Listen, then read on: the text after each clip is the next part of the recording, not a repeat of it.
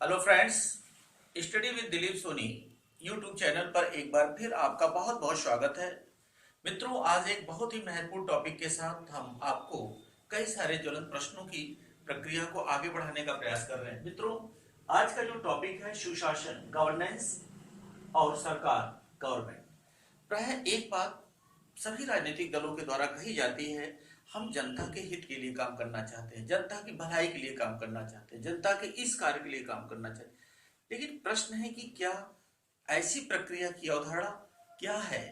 क्या ये सुशासन है या शासन है? तो मित्रों, आज एक बहुत महत्वपूर्ण प्रश्नों के साथ हम आ रहे हैं और आपसे ये अपेक्षा करेंगे आप वीडियो के लास्ट तक बने रहेंगे। जैसे शासन की प्रक्रिया, दुनिया में जहां पर भी शासन है निश्चित रूप से वहां एक संविधान है।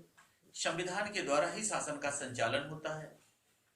संविधान की प्रक्रिया के अंतर्गत अनेक प्रकार के नियम कानून लिखित या लिखित रूप से या कठोर या लचीले रूप में हो सकते हैं।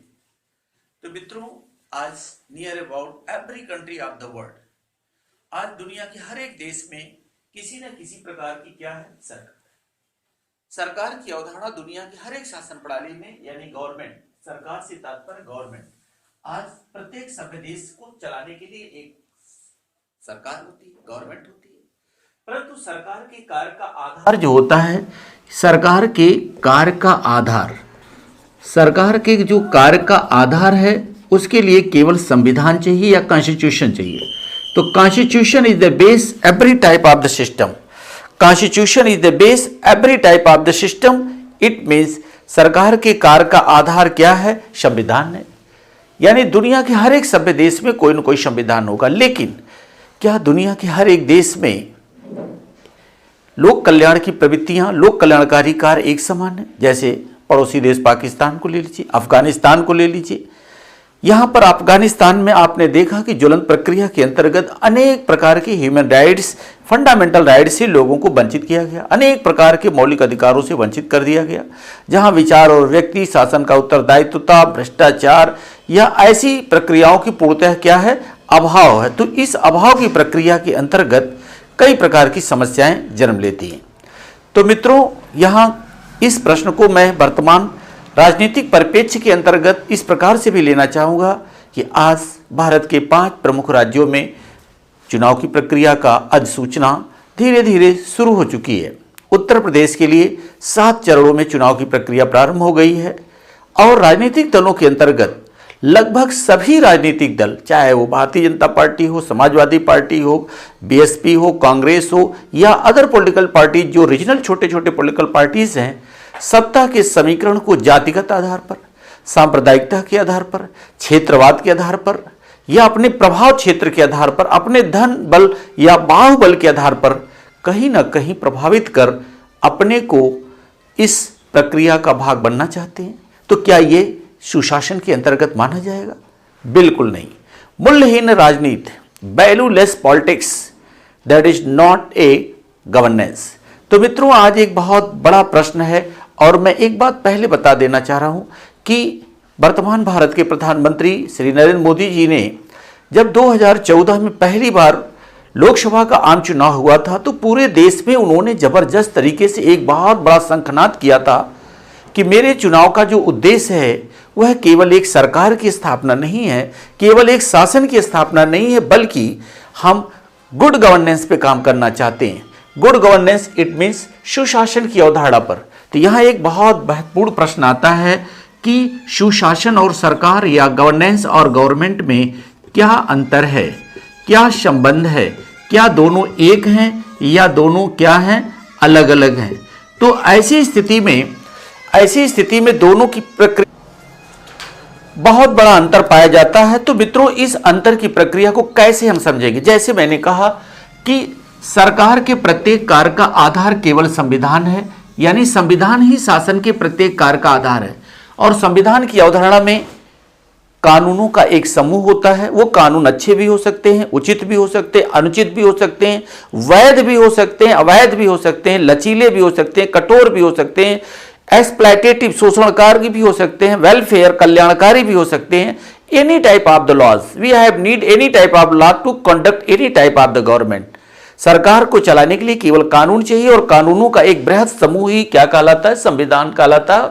और सरकार के कार्य का आधार केवल संविधान है। लेकिन मित्रों, सुशासन की अवधारणा, गवर्नेंस के लिए केवल संविधान ही पर्याप्त नहीं है, क्योंकि संविधान में जैसे मैंने कहा अवैध शासन भी हो सकती है, कठोर शासन भी हो सकती है, एक्सप्लॉयटेटिव शोषणकारी भी शासन हो सकती है, अनुचित शासन भी हो सकती है। लेकिन सुशासन के अंतर्गत इसका कोई भी प्रभाव संभव नहीं हो सकता, क्योंकि सुशासन, शासन की वह प्रक्रिया जो जनता के सर्वोत्तम हित, सर्वोत्तम कल्याण के लिए बाध्यकारी है और इस बाध्यकारिता के अंतर्गत अनेक महत्वपूर्ण बातों पर बल दिया जाता है। तो जैसे मित्रों, अभी मैंने आपसे कहा कि आज जिस तरह से राजनीतिक दलों के बीच लगभग सभी राजनीतिक दलों के सदस्य, सत्ता पक्ष और विपक्ष, सभी लोग एक दूसरे प्रभावकारी नेताओं को अपने पक्ष में लाकर उद्देश्यहीन, मूल्यहीन राजनीति को जिस तरह से बढ़ावा दे रहे हैं, क्या ये भारतीय लोकतंत्र के लिए क्या आवश्यक है?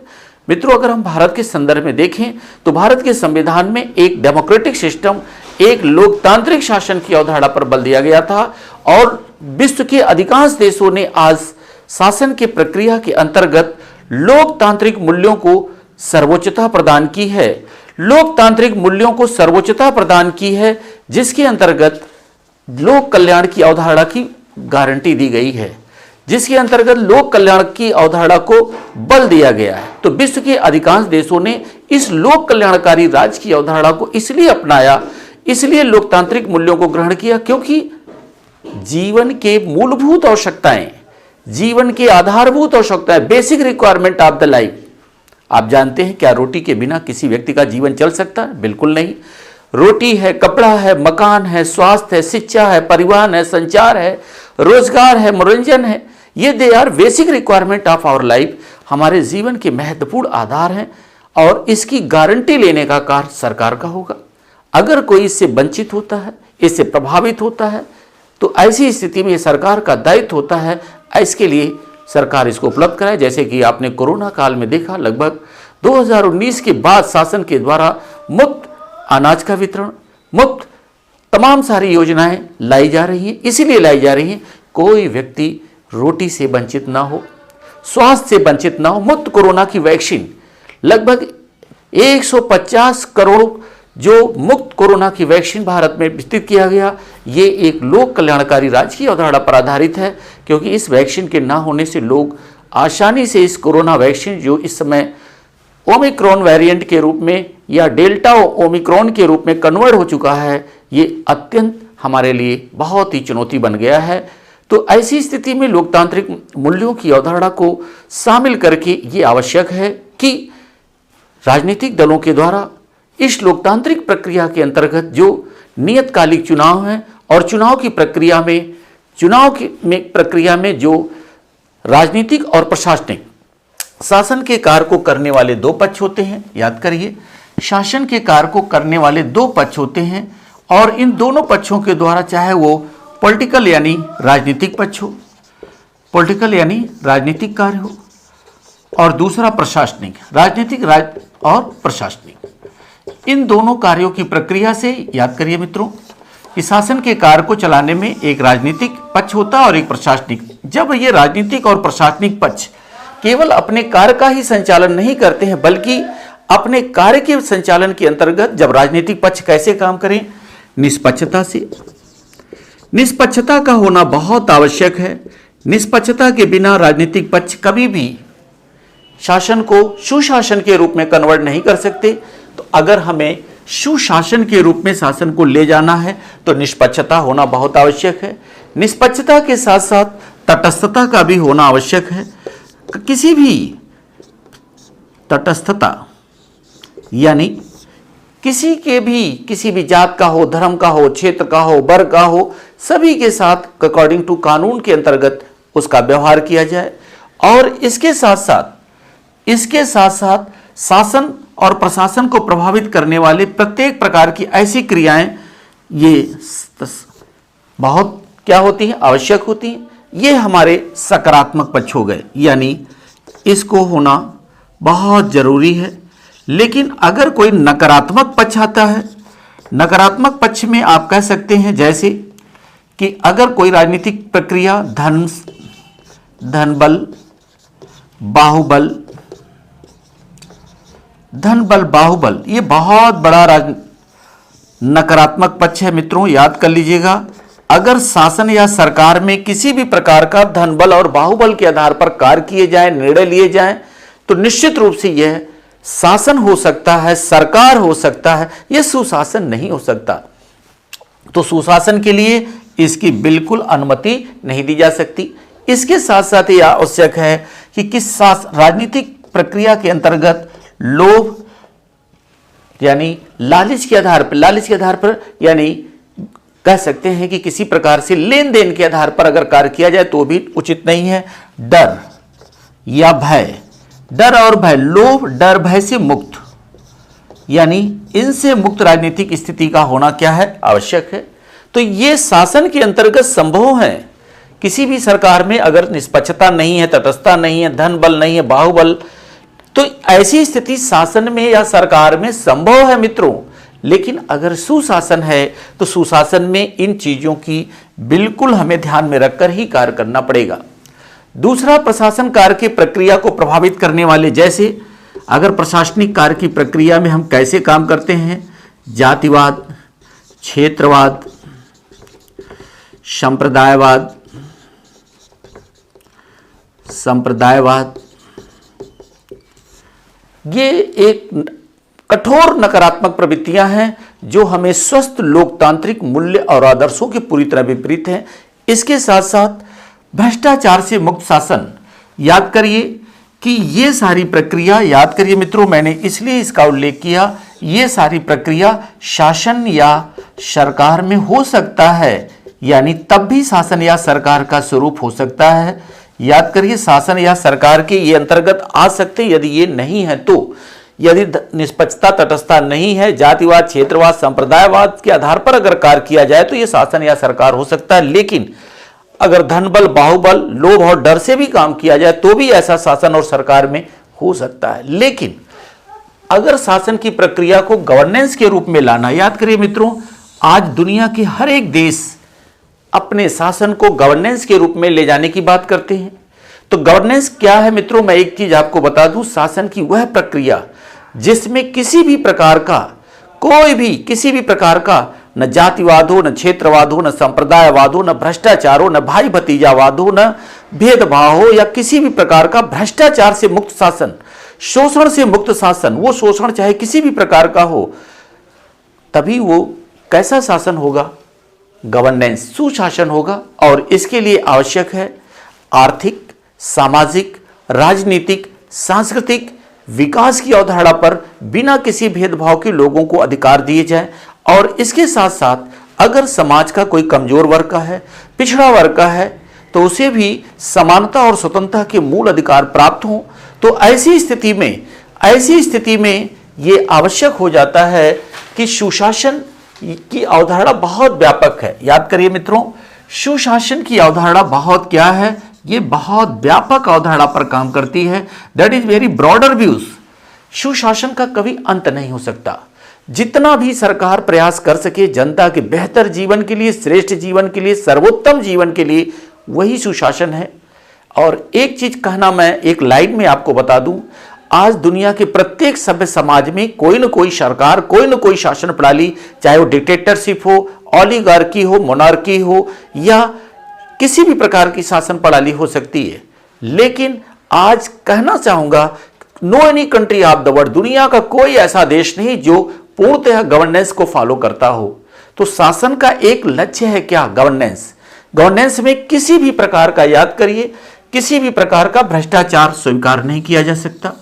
वो भ्रष्टाचार चाहे जातिवाद के आधार पे हो, क्षेत्रवाद के आधार पे हो, संप्रदायवाद के आधार पे हो, या भाई भतीजावाद के आधार पर हो, किसी भी प्रकार का, no any type of the corruption in governance. अगर सुशासन है, गवर्नेंस है, तो भ्रष्टाचार का वहां कोई भी प्रभाव नहीं होगा। दूसरा, सुशासन के अंतर्गत कार्य की प्रक्रिया में शासन या सरकार हर कार्य क्लियरिटी से करना होगा, स्पष्टता से करना होगा। शासन के हर एक कार्य जनता तक क्लियर होना होगा, यानी पारदर्शिता होनी होगी। उसके साथ साथ आवश्यक है सरकार अपने हर कार्य के लिए, प्रत्येक निर्णय के लिए क्या हो, उत्तरदायी हो। सरकार अपने हर कार्य के लिए उत्तरदायी हो और इस उत्तरदायित्वता की प्रक्रिया में अधिक से अधिक ई शासन, इलेक्ट्रॉनिक शासन, ई मीन्स इलेक्ट्रॉनिक शासन, इलेक्ट्रॉनिक शासन से निर्णय लेने में बहुत आसानी होती है, क्लियरिटी होती है। आज आप देख सकते हैं भारत ही नहीं दुनिया के अधिकांश देश अपने शासन की प्रक्रिया को इलेक्ट्रॉनिक माध्यमों से अधिक जोड़कर अधिक से अधिक इसको ट्रांसपेरेंट करने का प्रयास, क्योंकि ई शासन की अवधारणा ही आप कह सकते हैं, ई शासन की अवधारणा की जितना अधिक विकास होगा, ई शासन की अवधारणा पर जितना अधिक विकास होगा, शासन उतना ट्रांसपेरेंट होगा, पारदर्शी होगा और इस ट्रांसपेरेंसी से सरकार अपने उत्तरदायित्व से अधिक निपटने में सक्षम हो सकेगी। तो ये ट्रांसपेरेंसी बहुत आवश्यक है। इसके साथ साथ शासन प्रभावी और कुशल होना चाहिए। केवल कार्य करना ही शासन का नहीं है, उसका परिणाम ऐसा कार्य जो रिजल्ट ओरिएंटेड होना चाहिए। रिजल्ट ओरिएंटेड यानी परिणामोन्मुखी सरकार, लक्ष्य को प्राप्त करके कार्य करना होगा। जैसे वर्तमान में हम पाकिस्तान को लेते हैं, आज पाकिस्तान की जो इकोनॉमी है, अर्थव्यवस्था पूरी तरह डैमेज हो गई है। वहां महंगाई और भ्रष्टाचार चरम पर हो गया। क्या आप पाकिस्तान में कभी सुशासन की बात कर सकते हैं? नहीं, लेकिन पाकिस्तान में आप कह सकते हैं सरकार है। भारत में भी ऐसा नहीं है कि भारत में सुशासन आ चुका है, लेकिन पाकिस्तान से बेहतर स्थिति नो डाउट। तो इसके लिए आवश्यक है क्या, याद करिए मित्रों, कि प्रभावी और कुशल शासन हो। और इस तरह से अगर प्रभावी कुशल शासन हो जिससे नागरिकों के जीवन स्तर में लगातार इंप्रूवमेंट हो, सुधार हो, नागरिकों का एक बेटर लाइफ प्रदान हो, उसमें सुधार हो, सुधारों के अंतर्गत उनका ग्रोथ हो, यानी पूर्व स्थिति से बेटर स्थिति की ओर आवश्यक हो। मैत्रीपूर्ण प्रशासन केवल कानून का शासन नहीं होना चाहिए, कानून व्यवहारिकता से जुड़कर होना चाहिए। जैसे आज ओमिक्रॉन का समय आ चुका है, आज देश में ही नहीं विश्व में बहुत सारी व्यापक पैमाने पर इससे जन और धन की क्षति हो रही है। तो शासन को एक मैत्रीपूर्ण प्रशासन, यानी जहां पर सैद्धांतिक पक्ष को व्यवहारिक पक्ष के साथ जोड़कर कार्य करने का प्रयास किया जाए, ऐसे शासन की प्रक्रिया को आप मैत्रीपूर्ण प्रशासन। भारत में ब्रिटिश शासन के अंतर्गत क्या मैत्रीपूर्ण शासन था? बिल्कुल नहीं। बिल्कुल वहां पर पुलिस स्टेट था, पुलिस राज था, जो केवल कानून पर काम करते थे। लेकिन कानून की प्रक्रिया की सैद्धांतिकता जब तक व्यवहारिकता के पैमाने पर खरा नहीं उतरेगी, तब तक वो मैत्रीपूर्ण प्रशासन नहीं कहलाएगी। दूसरा मित्रों, एक चीज और आवश्यक है कि राजनीतिक और प्रशासनिक तटस्थता होना बहुत जरूरी है। किसी भी राजनीतिक दल की शासन हो, किसी भी राजनीतिक दल के द्वारा शासन का कार्य किया जाए और शासन के कार्य में सहयोग करने वाले जो प्रशासनिक अधिकारी हों, वो जाति, धर्म, क्षेत्र, लिंग, जेंडर या प्लेस ऑफ बर्थ से मुक्त होकर, किसी भी ऐसे पक्षपात से, डर से, भय से मुक्त होकर अगर काम करेंगे, तभी वो प्रक्रिया क्या होगी, सुशासन यानी गवर्नेंस कहलाएगी। और दूसरा, विकेंद्रीकृत सरकार, डिसेंट्रलाइजेशन ऑफ द गवर्नमेंट। विकेंद्रीकृत सरकार से तात्पर्य है, जैसे भारत में लोकल सेल्फ गवर्नमेंट की स्थापना पर बल दिया गया है। लोकल सेल्फ गवर्नमेंट यानी स्थानीय स्वशासन की प्रणाली। स्थानीय स्वशासन विकेंद्रीकृत से तात्पर्य यह है कि maximum participation of the people in administration और पॉलिटिक्स। चाहे वो राजनीतिक निर्णय हो, चाहे वो प्रशासनिक निर्णय हो।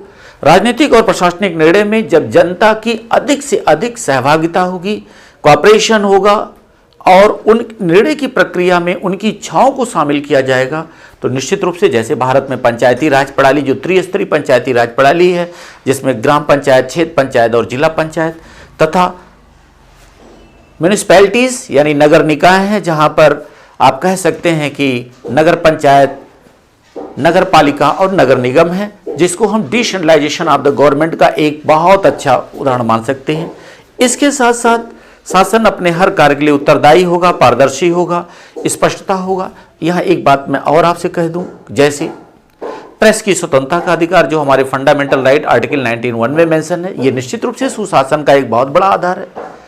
दूसरा, इसके साथ साथ right to information, human right, मानवाधिकार, ये सब हमारे किसके लक्षण हैं? ये सब निश्चित रूप से हमारे गवर्नेंस के एक प्रमुख क्या है, लक्षण है।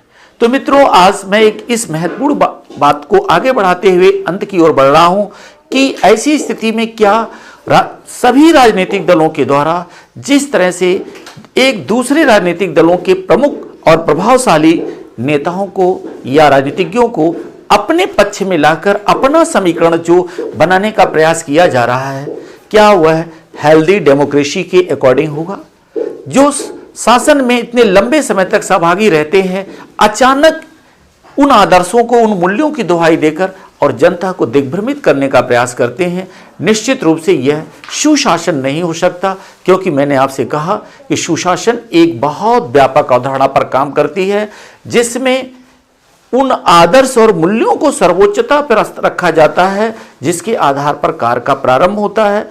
तो मित्रों, यह एक बहुत महत्वपूर्ण प्रश्न है कि आज भारत ही नहीं, दुनिया के अधिकांश देश ई गवर्नेंस के द्वारा शासन को सुशासन की ओर ले जाने का प्रयास कर रहे हैं, परंतु अभी बहुत बड़ा प्रयास करना बाकी है। तो थैंक यू मित्रों। इसके साथ साथ मैं आपको इस बात को, एक महत्वपूर्ण बात कहना चाहूँगा कि इस वीडियो को निश्चित रूप से अगर आपको पसंद आ रहा है तो आप अपने जो मित्र हैं, आपकी सर्किल है, अधिक से अधिक शेयर करें, जिससे वर्तमान राजनीतिक उथल पुथल और उसकी गतिविधियों को आपको लगातार जानकारी प्राप्त होती रहेगी। और हमें उम्मीद है कि आप ऐसा अवश्य करेंगे, और अगर सब्सक्राइब नहीं किए हैं तो अवश्य सब्सक्राइब कर दें। Thank you so much.